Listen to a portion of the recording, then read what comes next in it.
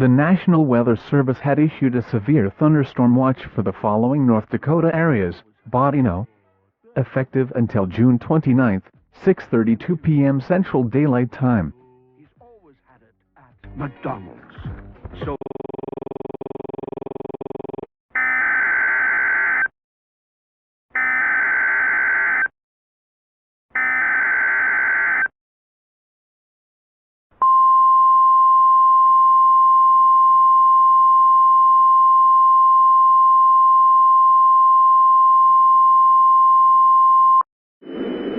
Civil danger warning. The following message is transmitted at the request of the Boithday Police Department. At 6:33 p.m. Central Daylight Time, multiple people can be seen puking out some kind of purple liquid material. They can also be seen acting weird, such as running around, climbing on the ceiling, and attacking random people when spotted.